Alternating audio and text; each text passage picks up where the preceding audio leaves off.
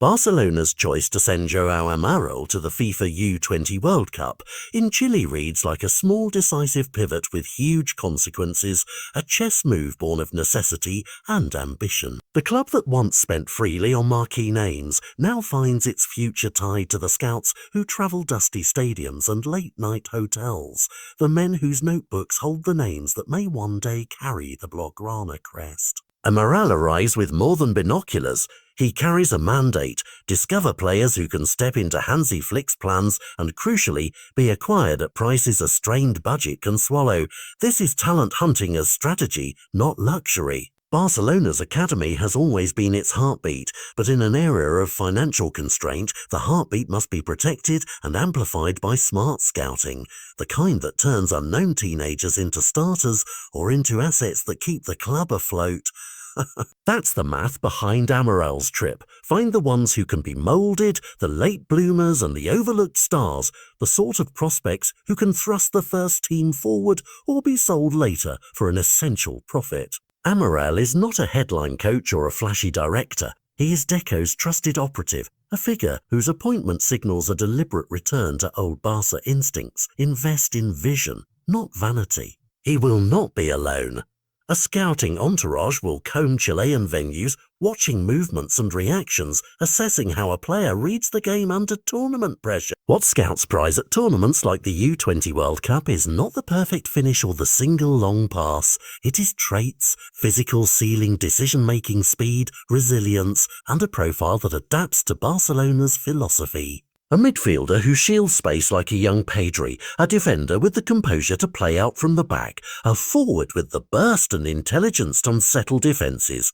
These are the blueprints. The club's recent history proves the payoff. Graduates and early discoveries can become beyond useful first-team pieces or the very sail that steadies the book. In that sense, Amaral's journey is both sporting and fiscal reconnaissance. He is hunting for talent that fits Flick's immediate tactical needs and the board's long-term balance sheet. Barcelona's gaze has extended particularly into markets where high potential meets lower transfer price tags, a region of opportunity that has produced gems in the past.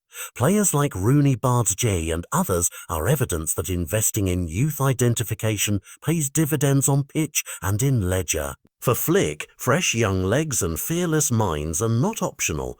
They are the building blocks of a team that must compete at the highest levels while remaining sustainable. The story of this expedition is also human.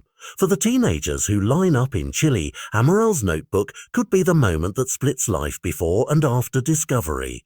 A single standout performance on a foggy night can redefine a career and a club's trajectory. For Barcelona fans, the stakes are emotional and immediate. Hope wrapped in scouting reports, the dream that the next big name is hiding in plain sight on a distant pitch. For the club's executives, the stakes are pragmatic. Identify targets early and cheaply, use La Masia to polish them, integrate what's ready and sell smart when necessary. The tension between sporting ambition and financial reality gives every scouting trip a new narrative charge.